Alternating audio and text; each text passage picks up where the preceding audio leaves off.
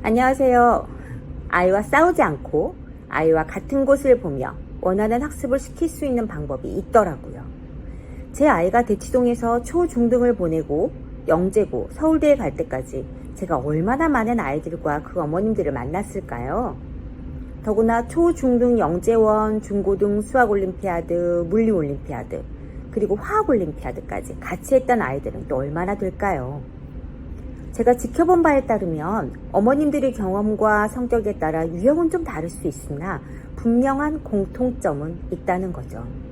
어디서도 들어보실 수 없으셨을 겁니다. 왜냐하면 이 어머님들은 본인도 모르게 하고 계신 것일 수도 있고요. 또 이런 걸 말씀하시면 혹여 오해를 받을 수도 있어서 누구에게도 조언을 하기 어려운 부분이지 않을까 생각합니다.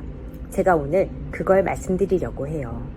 물론 대학 입시가 교육의 끝은 아니지만 수많은 영재고 서울대를 보낸 어머님들과 10여 년을 지지고 볶으면서 본 노하우 말씀드리겠습니다. 첫 번째, 제일 중요한 건 그분들은 내 아이를 정말 제대로 파악하고 계신다는 겁니다. 여러분들도 아이를 객관적으로 파악하고 계시나요? 내 아이가 어떤 부분을 어려워하는지, 문제풀이할 때 어떤 실수들을 하는지, 어떤 식으로 오답을 체크하는 게 효율적인지, 어떤 책을 좋아하는지, 왜 좋아하는지, 책을 읽고 나서 어떤 식으로 이해하는지, 내 아이는 어떻게 시간을 보내는 걸 휴식이라고 생각하는지, 어떤 선생님과의 유대가 좋은지, 가장 친하게 지내는 친구들은 어떤 성향의 친구들인지, 자신 없어하는 영역은 무엇인지, 왜 그런지, 그럼 이러한 부분들은 어떻게 메이크업이 가능한지 등등이요. 예를 들어 아이가 체육을 못한다고 하면 사실 신경 쓰지 말고 넌 공부만 해 라고 말씀하실 수도 있습니다. 왜냐하면 체육 점수가 영재고 서울대 입시에 영향을 전혀 끼치지 않기 때문이죠.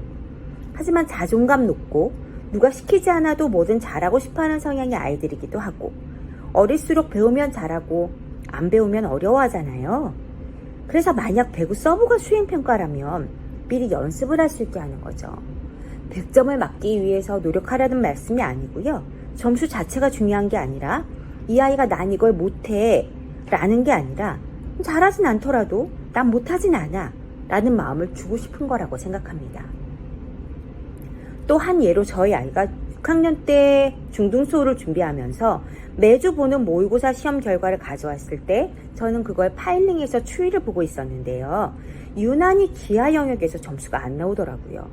그래서 기하 선생님과 별도로 상담을 했습니다. 그랬더니 선생님은 수업 시간에 대답도 잘하고 이해도 잘해서 성적이 잘 나오고 있다고 생각하고 계시더라고요. 전에 말씀드렸죠? 학원 선생님들이 내 아이만 보는 건 아니기 때문에 충분히 가능한 일입니다. 그래서 저는 아이가 문제 푸는 모습을 직접 봐주시고 뭐가 문제인지만 찾아봐 달라고 부탁드렸어요. 근거 없이 이 선부는 이 원과 접하겠지? 라며 검증 없이 유추하고 넘어가는 부분도 있었고요. 문제를 정확하게 읽지 않고 그림만 보고 답을 찾고자 했던 부분도 알게 되었습니다. 그래서 딱 2달 기하를 잘하는 선생님과 과외 후에 이전 기하 성적과는 완전히 이별하게 되었습니다. 이 어머님들의 특징은 넌 왜 이게 안 돼? 이게 왜 어려워? 넌 이걸 왜 못해? 라고 얘기하지 않습니다. 지켜보시는 과정에서 어려워하는 부분의 원인을 찾고 아이가 스스로 못한다는 생각을 하기 전에 자연스럽게 보충할 방법을 찾고 스며들게 해주시는 거죠. 아니 실패를 할 수도 있지. 그건 너무 오바고 과잉 아니야? 아이가 뭐 항상 성공만 해?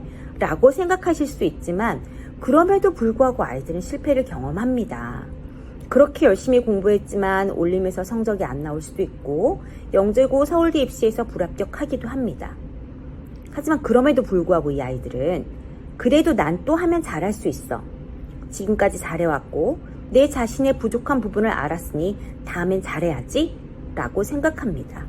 이게 바로 작은 성취 경험이 쌓인 대단한 결과인 거죠. 학원 선택 또한 마찬가지입니다.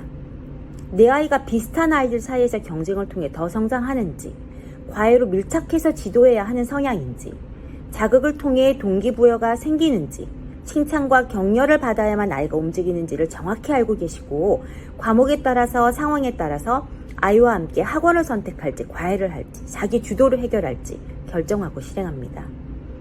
내 아이가 숙제도 복습도 너무 안 한다 하시는 경우엔 같은 수업을 2번 듣게 하시기도 하고, 학원이든 과외든 내 아이가 하고 있는 과정에 대해 관심을 가지고 지켜보시며 항상 부족한 부분이 무엇인지, 조금 더 발전하려면 어떻게 해야 할지 반발자국, 한 발자국 앞에서 준비하고 계시죠. 옆집 아이, 친구 아이 그만 보시고 내 아이 봐주세요. 지금 조금 앞서 나가 보이지만 나중은 아무도 모릅니다. 내 아이만 보시고 묵묵히 아이와 두 손 꼭 잡고 가시면 도착점이 눈앞에 있으실 거예요. 그리고 2번째, 이 어머님들은 아이 앞에서 아이를 비난하지 않고 또 드러내놓고 간섭하지 않습니다. 예를 들어 사춘기이다 보니 엄마가 의도를 가지고 아이를 학습시키려다 보면 반발 때문에 시작도 못 해보는 경우들이 많습니다. 이런 경우에 어머님이 선택을 한 후 아이에게 주시는 게 아니라 어머님께서 아이가 스스로 선택했다는 느낌을 받을 수 있게 유도하시는 거죠. 그래서 영재고 입학 후에 아이들이 가장 많이 한 이야기는 제가 알아서 할게요 였습니다. 과연 그게 아이들이 제가 알아서 한 걸까요? 어머님의 의도 하에 아이들이 본인이 선택해서 본인이 스스로 알아서 하고 있다고 생각했던 부분이 더 많다고 생각합니다. 아이를 키우면서 가슴을 내리치는 상황들이 생기게 되더라도 아이 학교 보내고 학원 보내고 남편과 맥주 한잔하며 아이 데리러 가며 같은 과정을 가고 있는 엄마들과 아이들 뒷담화도 하고 몸에서 살이 나오겠다, 우리 언제까지 이래야 하니 등등 한풀이를 할 망정 아이들을 보면 항상 반갑게 맞아주고 아이들이 하는 얘기들을 들어주려고 노력하는 모습을 봐왔습니다. 우리 아이가 공부하는 12년 동안 공부를 해, 안 해, 왜 안 해, 왜 못해, 엄마는 아무것도 몰라, 너는 뭘 알아 등등 서로 상처 주고 상처 입고 하는 시간이 흐른 뒤 그 아이가 성장하고 과연 그 부모를 어떻게 기억할까요? 대학 가고 졸업하고 취직하거나 학업을 이어가는 바쁜 생활 속에서도 시간 내서 부모에게 연락하고 보고 싶어하고 찾아오는 관계가 가능할까요? 제가 전에도 아이들과의 관계는 2인 3각이라고 말씀드린 적이 있는데요. 아이들과 서로 얼굴 맞대며 호흡과 박자에 맞춰 같이 걸어가셔야 합니다. 아이들에게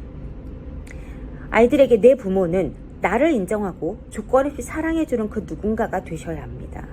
그래야 아이들이 무언가를 성취했을 때뿐만이 아니라 실패하고 넘어졌을 때에도 부모라는 심정적으로 의지할 때가 있어야 잡고 일어날 수 있는데, 이 어머님들은 그것까지 생각하시고 아이들에게 감정적 지지대가 되어주시더라고요.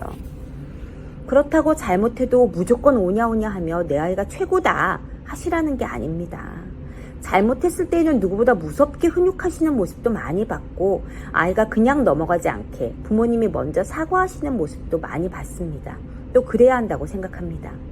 제가 말씀드리는 건 아이의 마음을 받아주시라는 겁니다. 우리 아이가 남편보다, 이웃집 엄마보다 덜 사랑하는 존재 아니잖아요. 남편이나 이웃집 엄마한테는 하실 수 없는 말을 우리 아이들에게는 사랑이라는 이유로 하시는 경우도 가끔 있으시잖아요. 우리 그걸 조금만 참아보자고요.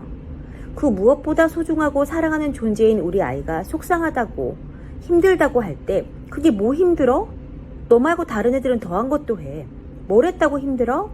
가 아니라 학원 마치고 돌아오는 아이들에게 말보다 먼저 안아주고 등 두드려주며 힘들었지? 고생했어 우리 아들, 우리 딸 하고는 아이가 좋아하는 간식 준비해서 아이 먹을 때 혼자 두지 마시고요. 그때 아이에게 오늘 뭐 배웠어? 몇 점 맞았어? 이거 먹고 빨리 숙제해? 등등의 말씀 마시고 오늘 어떤 일이 있었는지 물어봐 주시고 마음으로 안아주세요. 5분이면 됩니다. 평가하지 마시고 다 받아주시고 다 들어주세요. 우리 아이들 엄마한테 아니면 어디 가서 자기가 마음을 털어놓고 이야기할까요? 가끔 금쪽이 상담소를 보면서 금쪽이를 도와주기 위해 부모가 또 무언가를 해야 하는구나. 누군가는 육아가 너무나 행복한 일이고 보람되고 가치 있는 일일 수도 있겠지만 누군가에게는 다른 무엇보다 힘들고 어려운 일일 수도 있는데, 그 과정에서 힘든 금쪽이 부모들은 누구한테 가서 위로받고 치유받아야 할까 라는 생각이 저는 좀 들었습니다. 그래도 우린 어른이잖아요.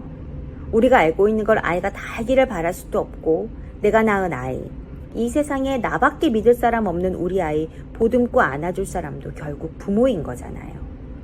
아이를 키워놓고 생각해보니 공부도 과정이고 실패도 성공도 다 과정이라 그 과정에서 우리 아이가 무언가를 배우고 성장할 수 있다면 더 이상 바랄 게 없다는 생각이 듭니다. 제가 봐왔던 어머님들도 그러하셨고요. 자, 오늘 아이가 하교하고 하원하고 집에 왔을 때 아무 말 없이 안아주시고 등 쓰다듬어 주시며 사랑한다고 얘기해 주세요. 더 이상 아무것도 안 하셔도 그것만으로도 충분합니다. 어제보다 오늘, 오늘보다 내일 더 행복하시길 바랍니다. 감사합니다.